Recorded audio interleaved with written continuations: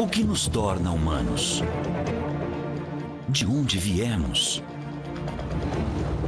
Desde que Darwin formulou a ideia de que nós evoluímos dos macacos, os cientistas se perguntam sobre estas primeiras criaturas que deixaram o mundo dos símios e entraram no nosso.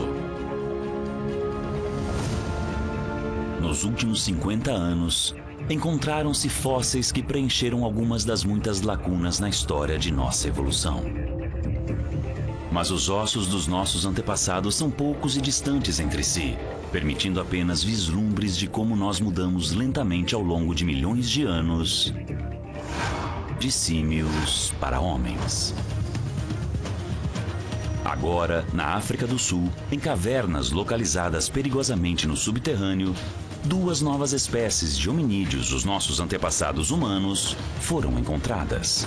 Lá estava, bem ali, um dos mais espetaculares primeiros hominídeos já descobertos na superfície da caverna. E não são apenas alguns fragmentos de ossos. Estão em toda parte. Aqui existem milhares deles. É incrível a quantidade de ossos que encontramos. Ah, ele é lindo!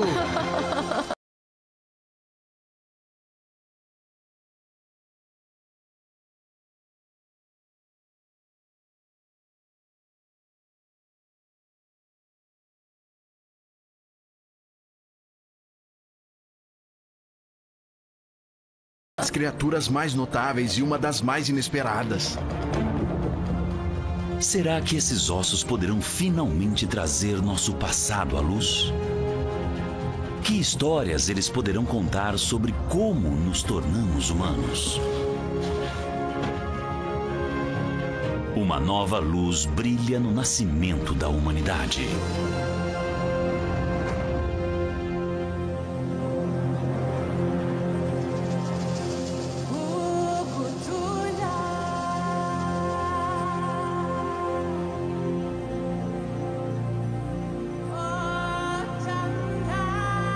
As altas planícies ao noroeste de Joanesburgo foram chamadas de o berço da humanidade. Em 1930 e 40, fósseis encontrados aqui nos deram os primeiros vislumbres importantes de nossos primeiros ancestrais.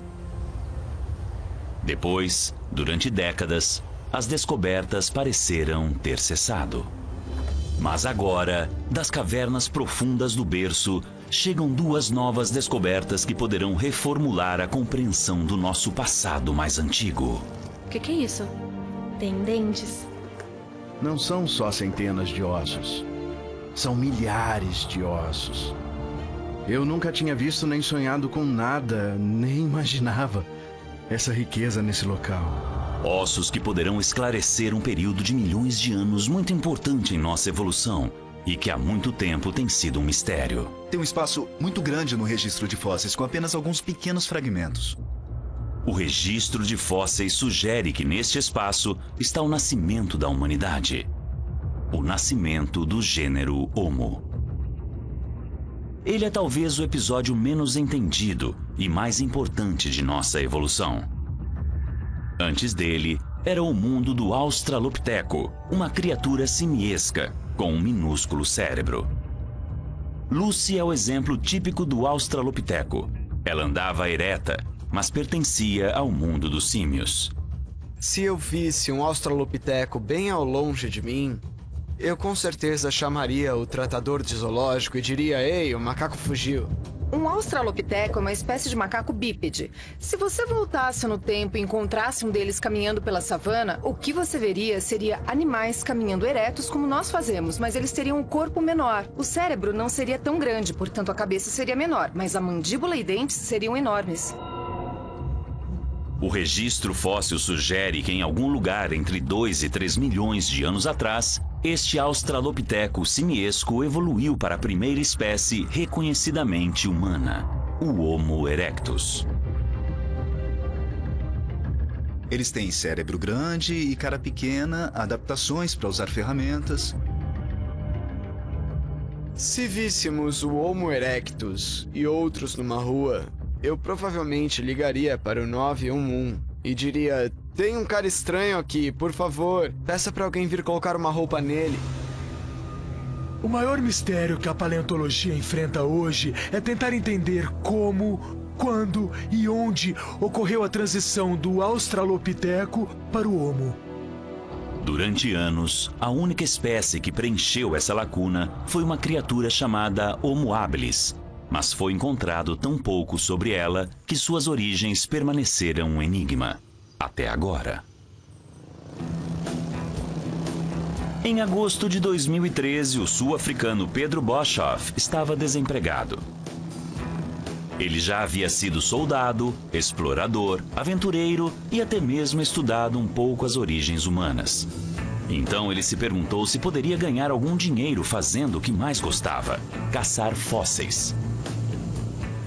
No final de agosto, eu conversei com o professor Lee Burger, perguntando se haveria a possibilidade de eu ter uma posição na faculdade onde ele trabalhava. O Pedro foi ao meu escritório e disse: olha, eu tô precisando de trabalho e eu concordo com você que tem muita coisa aí esperando para ser descoberta. O paleoantropólogo Lee Burger começou a explorar a área da África do Sul, conhecida como o berço da humanidade no início de 1990. Após 18 anos de pesquisa, ele havia encontrado apenas alguns fósseis isolados. Isso não é incomum no campo da paleoantropologia. Esses primeiros fósseis humanos são provavelmente os objetos mais raros procurados na Terra. A paleoantropologia é um dos poucos campos onde tem mais cientistas que estudam objetos do que existem objetos para serem estudados. Eu conheci o Pedro há 20 anos e eu disse: tá legal. Vá até lá, chame seus amigos da espeleologia, desçam e vejam se conseguem encontrar alguma coisa. Basicamente, o que ele queria que eu fizesse era atravessar a área de berço, localizar e encontrar fósseis. Então eu pensei, eu faço parte de uma sociedade de espeleologia e escavo nessa área há anos. E lá eu encontrei Rick e Steven. Eu pedi a eles para entrar de forma sistemática nas cavernas e buracos em direção ao leste do berço, enquanto eu estava ocupado trabalhando a oeste. Muitas vezes, nós não procuramos nos lugares mais familiares porque achamos que os conhecemos bem. Eu chamo isso de síndrome do quintal. Acho melhor a gente começar bem debaixo do nosso nariz. Começar nos lugares mais conhecidos. No dia 13 de setembro de 2013, Rick e Steve decidem olhar em um sistema de cavernas que eles achavam conhecer bem. Um lugar chamado Rising Star.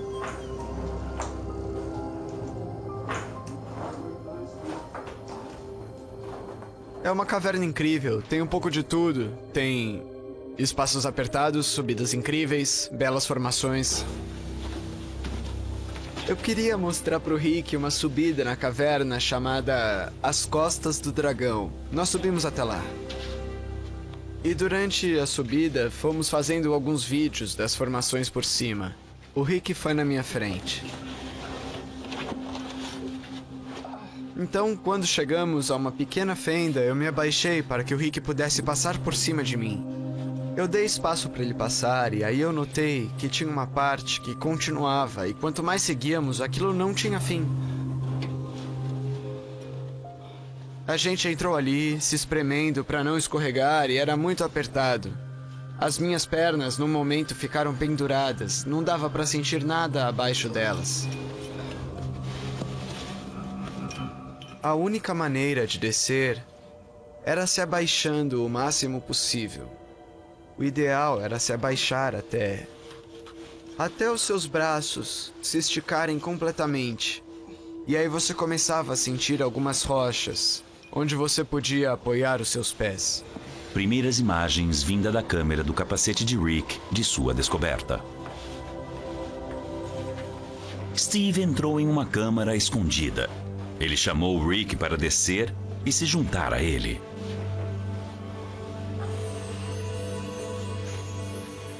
Eles puderam ver formações rochosas enormes acima deles. Mas a verdadeira descoberta foi abaixo de seus pés. O chão da caverna estava cheio de ossos pequenos. Primeiro nós vimos só um osso. Daí olhamos em volta e vimos outro. Nós vimos dentes nas rochas e percebemos que tínhamos encontrado algo. Rick e Steve tiraram fotos e decidiram mostrá-las a Pedro. Eu nunca vou esquecer quando ele veio até mim com as fotos, colocou no computador e a primeira coisa que eu notei foi a mandíbula, com os dentes. E eu percebi que aquele era definitivamente um hominídeo. Claro que na hora eu liguei para o Professor Burger, mas ele não atendeu ao telefone. Então decidimos que iríamos de carro até a casa dele, estávamos muito entusiasmados. Bem, eram 9:30 da noite. Tava escuro, mas eu sentia a emoção na voz deles. Eles abriram o laptop e eu vi algo que eu nunca sonhei que veria na tela de um computador. Aquela era a mandíbula de um hominídeo primitivo. Os dentes eram perfeitos. A imagem seguinte era do crânio de um hominídeo. Dava para ver nos contornos. Havia ossos por toda parte. Eles fotografaram cada um deles. Por aquelas imagens eu pude ver claramente que se tratava de um hominídeo. Eu fiquei meio em choque.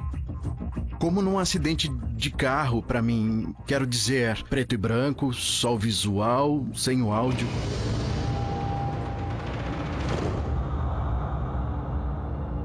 Hominídeos são todas as criaturas na linha evolutiva humana, incluindo o Australopithecus, o Homo erectus e nós. Quando o choque passou, Lee imediatamente voltou sua atenção para que tipo de hominídeo seria esse.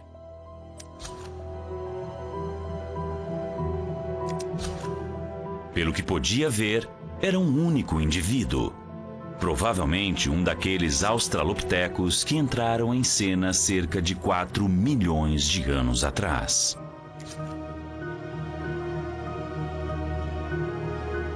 A única maneira de saber com certeza era trazendo os fósseis.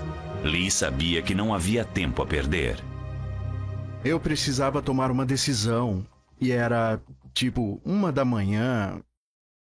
Então eu decidi que a história nunca me perdoaria se eu não agisse certo. Apenas 5 semanas depois, a escavação na Rising Star estava começando a tomar forma. E seu planejamento realmente foi engenhoso. Lee sabia que nunca seria capaz de descer até a câmara dos fósseis. Em alguns lugares, a entrada da câmara era inferior a 20 centímetros de largura. Postei um anúncio no Facebook dizendo que eu precisava de cientistas magros, que não fossem claustrofóbicos, que fossem cooperativos, que soubessem trabalhar juntos em um ambiente perigoso e difícil e que estivessem disponíveis no dia 1º de novembro. Eu vi a postagem do Lee no Facebook, na verdade, e por um impulso eu decidi que seria legal me inscrever e depois eu fui chamada para uma entrevista e depois disso as coisas começaram a acontecer rapidamente. Eu vi uma postagem no Facebook, sabe, dizendo que o Lee estava à procura de cientistas magros, paleoantropólogos que não fossem claustrofóbicos e que coubessem um lugar com cerca de 18 centímetros. E aquilo foi muito intrigante. Uma manhã eu acordei e eu vi uma postagem que recrutava arqueólogos magros e experientes para Lee Burger. E eu pensei, essa sou eu. Estou quase terminando um doutorado em antropologia física, osteologia, por isso esta é a minha área. Eu sou arqueóloga e é claro que eu gosto muito dessa área, né? Eu sou candidata a PhD especializada em biomecânica, então tem bastante a ver com paleoantropologia. A expedição de Rising Star foi um novo tipo de paleantropologia, feita sob medida para a era das mídias sociais e da internet. O Lee explicou um pouco sobre como a caverna foi encontrada e partilhou conosco algumas imagens de vídeo e as fotos iniciais que o Steve e o Rick tiraram. E ele nos falou sobre as condições de viajar para a caverna. Então, sabe, ele queria ter certeza que sabíamos onde estávamos entrando. Eu não tinha ilusões de que aquilo seria fácil. Nada como aquilo tinha sido feito antes, certamente, pelo menos no contexto africano. E eu sabia que tinha que ter tudo, desde apoio médico até suporte de segurança, design da infraestrutura subterrânea e acima do solo e todas as coisas necessárias em uma expedição científica.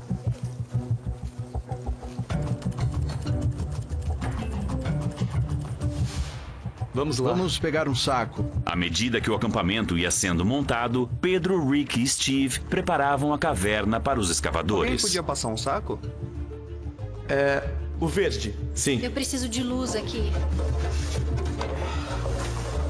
Cabos de segurança, luzes, mais cabos e câmeras são instalados. Ok, tudo certo. A possibilidade de um acidente estava sempre presente. Lee ensaiava os procedimentos de segurança várias vezes. Questões importantes, não entre em pânico. Sim, estamos recebendo. Um posto de comando foi montado, do qual ele poderia ver praticamente cada parte da caverna. Eu realmente comecei a ter uma ideia de onde eu estava colocando aquelas jovens. E eu acho que elas ficaram com muito medo e eu estava apavorado. Elas ainda eram inexperientes e nós as pedimos que entrassem naquelas cavernas, testando as suas capacidades naquele sistema. E assim, chegamos ao 10º dia, que era o meu objetivo, entrando e testando os sistemas e tudo funcionou. Foi meio tumultuado, mas funcionou. E no início da tarde, estávamos prontos. Marina, Becca e Hannah foram escolhidas para ir primeiro. Mesmo assim, ninguém sabia exatamente o que iriam encontrar. Eu vi o crânio, vi outras peças. Tenho certeza que temos várias partes de pelo menos um hominídeo. Isso, claro, ainda vamos ter que ver e vai acontecer muito rápido nas próximas horas.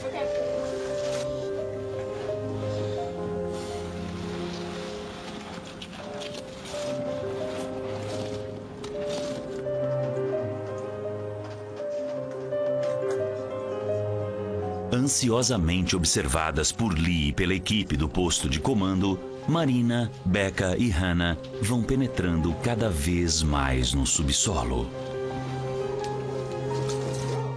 A descida foi difícil. Quando eu olhei lá embaixo, eu pensei... Ai, bom, eu não sei se eu vou conseguir fazer isso.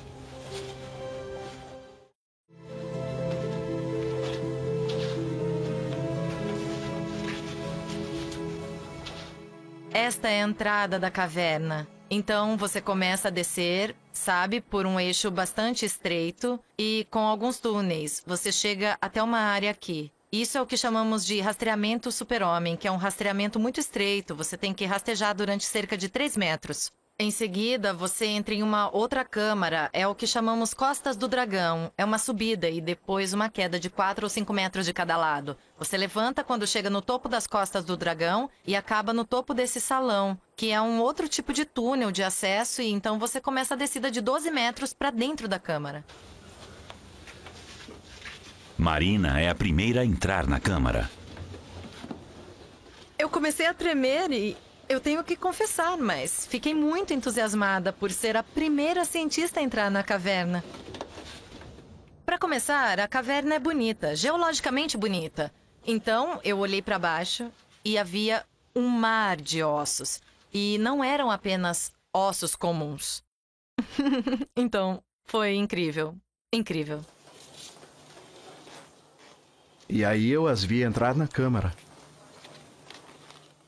Tínhamos câmeras montadas e dava para ver os pés delas se movendo. Foi surreal. Temos que ter muito cuidado. Muito bom. Fantástico. É isso aí. O crânio está sendo assinalado. Dá para ver o crânio aqui. Ela está assinalando a mandíbula. E agora o processo começa. O processo de se fazer ciência começa. Vamos colocar o marcador número 1 ao lado da mandíbula e é lá que vamos nos concentrar. Ok. Ok? Tá ótimo. Ok? Obrigada. Tchau, tchau. Ficou perfeito. Ok, vamos começar a escanear. Ok, pode fazer. A primeira visita dentro da câmara dos fósseis dura apenas algumas horas. Tempo suficiente para começar a escanear e assinalar fragmentos de ossos. Ok, ótimo. Ok. Mas e aí, como foi? Vamos ver, eu tô mapeando agora. Finalmente está na hora de levar para cima o primeiro e precioso fóssil, a mandíbula. Lá vem ela. Eu tô vendo que parece uma mandíbula ali no meio. À direita. Nossa, isso é fantástico.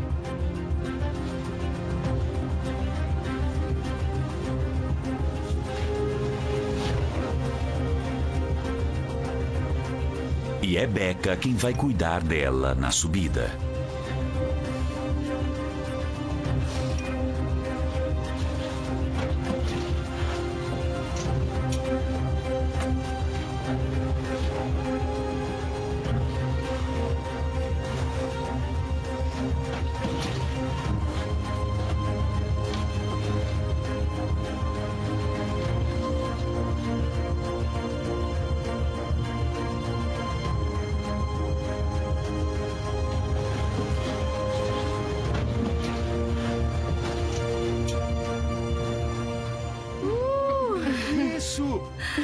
Muito Parabéns, Becca! Você pegou um fóssil.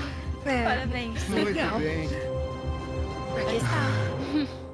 Agora eu ia ver pela primeira vez do que se tratava aqui. Quando eles abriram a caixinha e desembrulharam o que haviam trazido, todas as grandes ideias que tínhamos tido voaram pela janela. Simplesmente voaram. De repente, não sabíamos mais o que tínhamos. Quando viu pela primeira vez o maxilar nas fotos de Steve e Rick, Lee achou que ele provavelmente pertencesse a um australopiteco. Uma das características mais marcantes do rosto de um australopiteco são suas grandes mandíbulas e dentes de macacos. À medida que o australopiteco foi fazendo a transição para o gênero Homo, sua cara encolheu. As mandíbulas e os dentes ficaram menores. Quando Lee finalmente pegou o maxilar nas mãos, viu que era muito pequeno para ser de um australopiteco. Parecia bastante humano. Poderia ser um novo espécime de Homo habilis? Ou poderia ser uma nova espécie de transição entre o australopiteco e o primeiro Homo? Estas são as perguntas na cabeça do anatomista Peter Schmid, quando ele passou a estudar a mandíbula de Rising Star. Temos esses dentes molares e um uso muito estranho da parte frontal aqui e felizmente conseguimos outra peça. Então, com essas duas peças, temos uma mandíbula completa e agora podemos colocar a imagem no espelho para ter uma espécie de esboço. Peter pode compará-la agora com a mandíbula do Homo habilis. Vou tirar isso e você poderá ver que esta é a fileira de dentes do Homo habilis. Você vê também que estes são dentes enormes, mas a fileira de dentes é reta e temos uma plataforma muito forte aqui. A mandíbula de Rising Star é claramente mais curva. Não é de um Homo habilis e nem de um australopiteco. Isso é pura confusão. Nós não sabemos o que fazer com ela. Percebemos que todas as nossas noções pré-concebidas têm que ser postas de lado. Nós não podemos começar a achar que ela pertence a este grupo ou que pertence àquele grupo. Nós temos que começar do zero, literalmente. A equipe espera que à medida que mais fósseis forem surgindo da caverna, a confusão se esclareça. Isso aqui tá muito confuso. Existem razões para otimismo. Cada descida revela mais ossos. Sério? Eu não sabia disso. Provavelmente levamos umas 2 horas no primeiro dia para perceber que não era apenas um esqueleto. Outro fêmur. Eu me lembro que apareceu outro fêmur do mesmo lado e, como nunca houve um hominídeo com 3 pernas, nós soubemos que eram 2 e depois eram 3. E acho que no segundo dia também vimos que eram 4. Percebemos então que tínhamos algo muito, muito, muito especial. Tá legal, boa sorte, Becca. Não vejo a hora de te ver. Você tá com uma coisa que eu quero muito. Toda vez que os cientistas na caverna removiam um pedaço de osso, eles encontravam mais ossos embaixo dele. Estão em toda parte, quer dizer, tem muitos ossos espalhados por todo lugar. Não apenas a câmara, mas as passagens levando a ela estavam lotadas de fragmentos de ossos. Estavam todos lá. Eu estava tentando encontrar um local para sentar e de repente aquilo chamou minha atenção. O Rick estava sentado lá, tomando conta da caverna e esperando. De repente, ele esbarrou na terra e hominídeos apareceram. Você tem que me passar algumas bandeiras. Você tem bandeiras suficientes? À medida que fósseis começam a se acumular cada vez mais, um retrato da criatura da caverna de Rising Star começa a surgir. Isso é parte da pelvis de um jovem. É, você tem razão, é. Coxa e ossos do quadril lhes dizem que era um bípede e andava em posição ereta, mas a sua marcha era primitiva. Isso é incrível. Do que eles puderam ver do crânio exposto é pequeno, não muito maior que o de um chimpanzé. Veja essa curvatura. Mas os dentes e maxilares parecem mais avançados, como os de um homo. Está começando a parecer que eles encontraram outra espécie do alvorecer da humanidade. Mas de que lado da divisão do espaço entre Australopiteco e Homo ela vai ficar? Um dos fósseis-chave com a resposta é o crânio. Eles o estão deixando para o final. A distância tá perfeita, pode registrar. Eu posso ver 2 marcadores. Registrando. Enquanto isso, outro fato extraordinário fica cada vez mais evidente. Não existem outros animais na caverna. Todos os fósseis são ancestrais humanos. Isso aqui é um osso, ó. Isso é inédito. Quando os primeiros hominídeos foram descobertos em cavernas, havia sempre ossos de outros animais perto que morreram depois de terem entrado ali ou foram arrastados para lá por predadores. Eles estão sempre misturados com ossos de antílopes, geralmente em grande abundância. Então você tem, dependendo da circunstância, alguns carnívoros e outros pedaços de roedores. Quer dizer, esse material se acumula quando as coisas morrem e são arrastadas para as cavernas. Mas além dos ossos de uma coruja solitária, não há um único outro animal na câmara de Rising Star. Apenas hominídeos. A câmara é inacessível, localizada na zona escura da caverna e sem entrada que não seja o longo e estreito corredor. A equipe acredita que 2 milhões de anos atrás, a caverna era tão inacessível quanto é hoje. Está começando a parecer que os corpos podem ter sido intencionalmente colocados lá. Isso poderia ser algum tipo de enterro?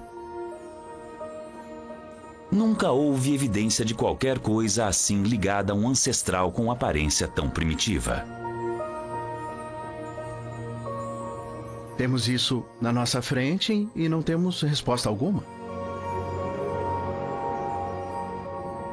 Até agora, os primeiros enterros conhecidos são de cerca de 100 mil anos atrás e de uma forma de humano primitivo muito mais avançado. A equipe ainda não tem uma data para os fósseis de Rising Star, mas parece impensável que uma criatura com aparência tão primitiva pudesse se desfazer de seus mortos.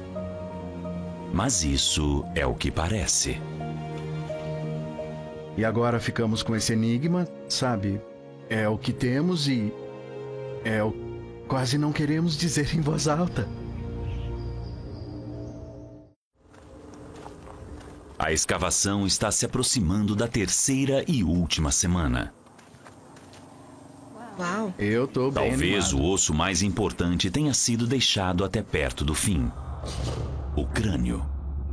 Seu formato e o tamanho de suas arestas na testa serão cruciais para lhes dizer se a criatura de Rising Star é um australopiteco ou um homo humano. Vamos começar a trabalhar e tirar aquele crânio de lá. Por que isso? Primeiro, ele pode dizer muito sobre a capacidade craniana, a ideia de seu formato, se é como o australopiteco achatado na frente ou mais redondo como de um humano, ou algo entre os dois. É frágil, é um fino pedaço de osso e pode se quebrar. Mas precisávamos tirá-lo de lá para ver o que havia por trás, então teve toda essa tensão e foi mais difícil tirá-lo de lá do que pensávamos. Vamos pegá-lo. Boa sorte, feliz caçada. Obrigada.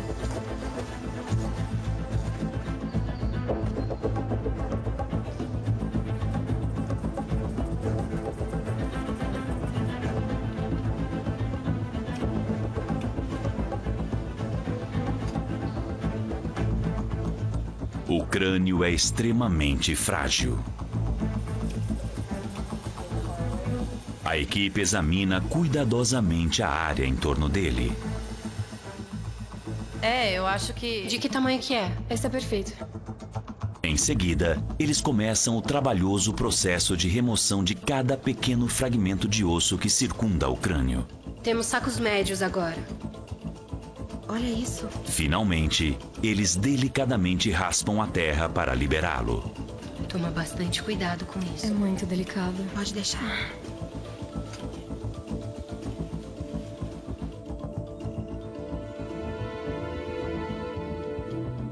Todo mundo começou a sentir todos esses pontos de tensão em torno da remoção do crânio quando soubemos que ele estava prestes a sair.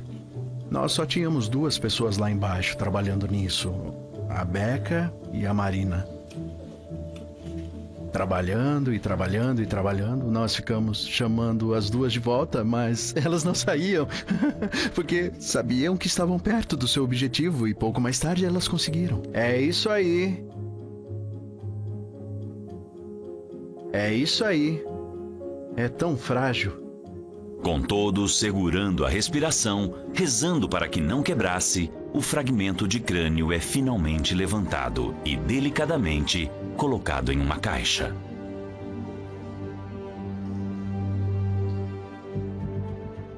É isso aí.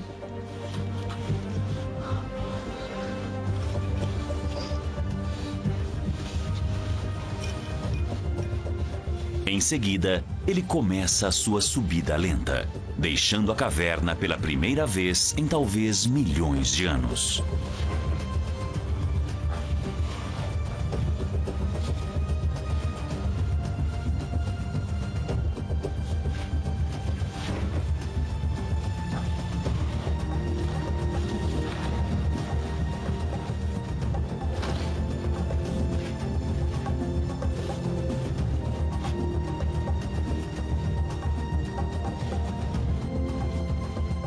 É isso aí, gente. Vamos pegá-lo.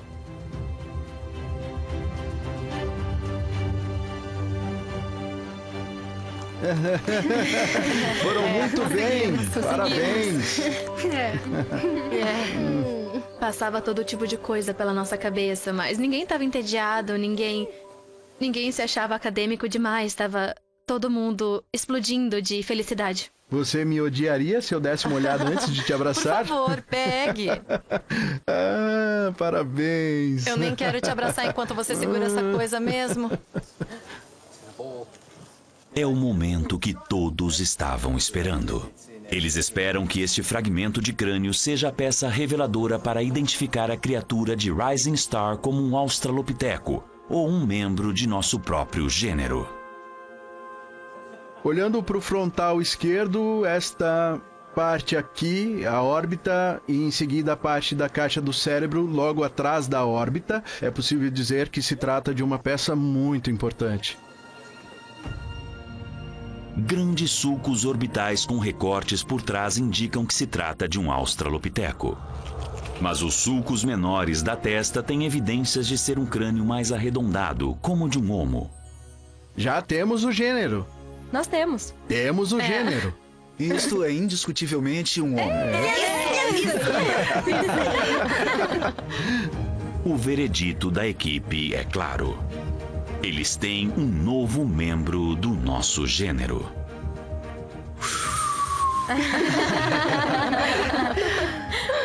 Trabalhamos bem? Sim, vocês trabalham muito bem.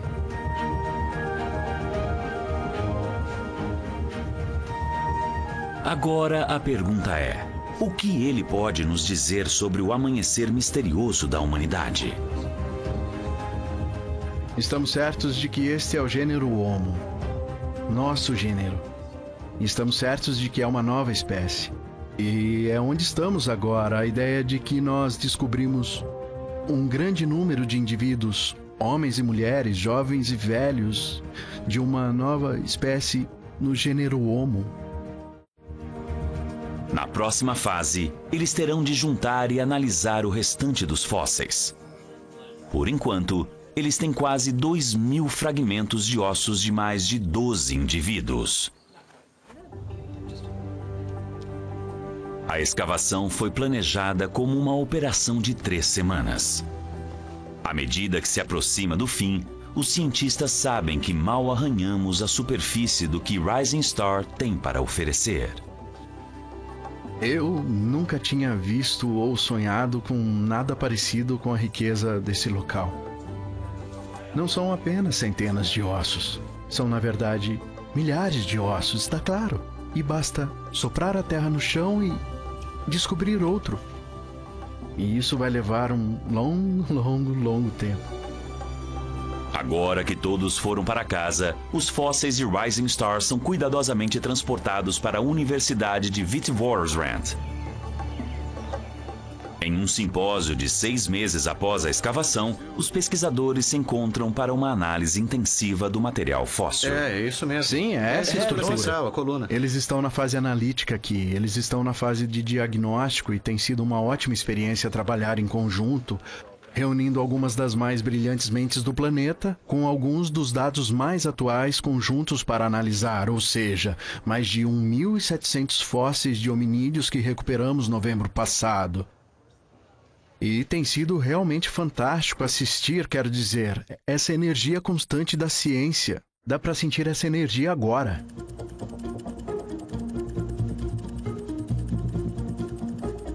À medida que a análise continua, os ossos da caverna Rising Star estão finalmente prontos para serem apresentados ao mundo. Temos uma nova espécie de humano do início do gênero Homo, e isso é tremendamente emocionante.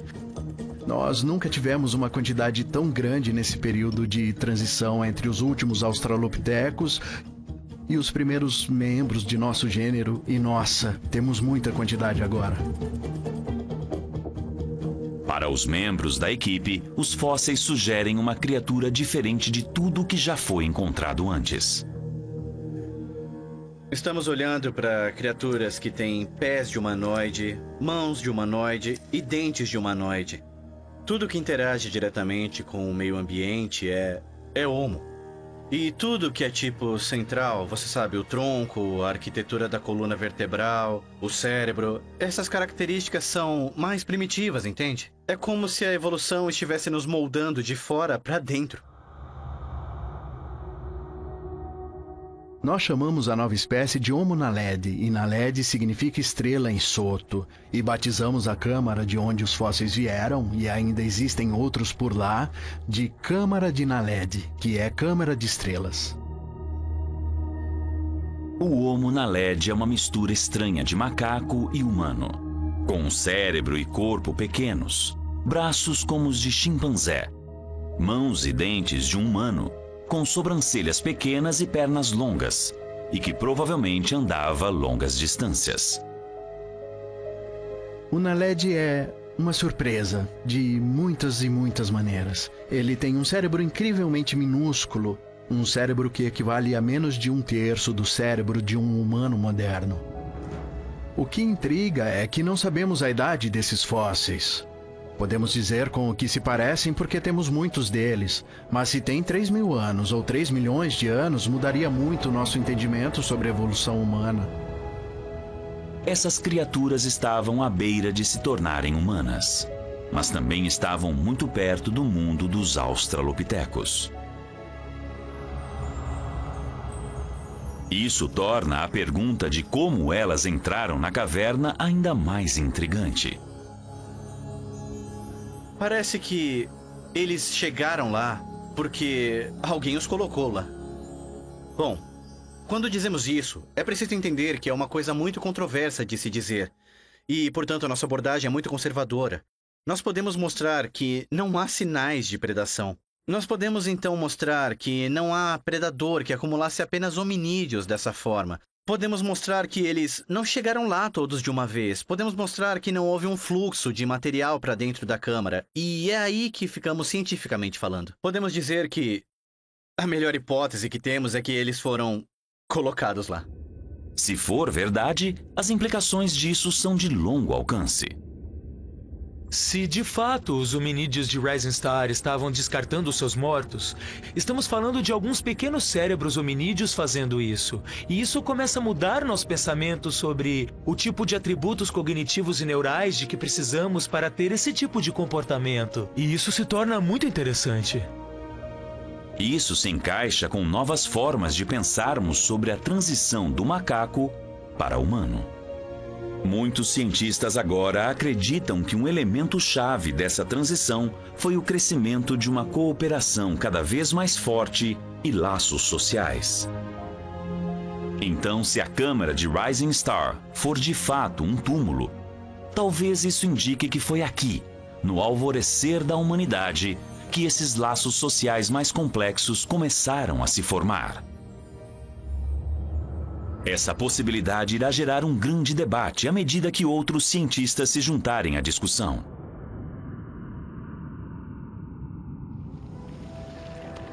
A evolução é complicada. Há diferentes experiências, populações tentando adaptações diferentes, tentando formas diferentes de estarem no mundo. A natureza é confusa, a natureza é complicada, a natureza não respeita nosso desejo de colocar fósseis em caixas limpinhas e classificar espécies. Mas mesmo assim é o que fazemos.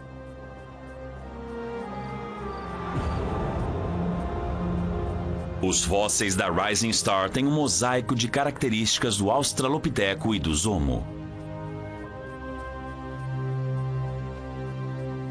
Eles parecem mostrar que no alvorecer da humanidade houve múltiplas experiências evolutivas com símios com cérebro e corpo pequeno, mas que andavam eretos. Essas não são espécies totalmente formadas e há cruzamentos importantes entre esses grupos. Algumas características adaptativas evoluíram em um grupo e outras em outros grupos. E através desses cruzamentos, finalmente apareceram juntas. E se esse for o caso, talvez nós nunca possamos traçar linhas puras entre qualquer um desses grupos e mais tarde o Homo. Bom, talvez a melhor metáfora é uma corrente trançada. E isso foi trazido até nós pela descoberta desses hominídeos todos misturados, como o Naled, o Sediba e outros. Eles nos mostram que tem muitas experiências acontecendo. Algumas dessas experiências evolutivas desapareceram. Outras se juntaram e se cruzaram. Eu acho que temos que começar a olhar para essas espécies que estamos encontrando como indivíduos dentro de uma corrente trançada. É claro que eles têm algo a ver com a população de hoje, que somos nós, os bilhões de seres humanos que estão vivos hoje. Mas é difícil dizer qual deles é o mais responsável por nós estarmos aqui. As novas descobertas nas planícies da África do Sul estão adicionando um novo capítulo vital para a história de nossas origens. O vão existente nos registros fósseis no início do nosso gênero está lentamente sendo preenchido. Finalmente, a luz no alvorecer da humanidade. Versão brasileira Up Voice.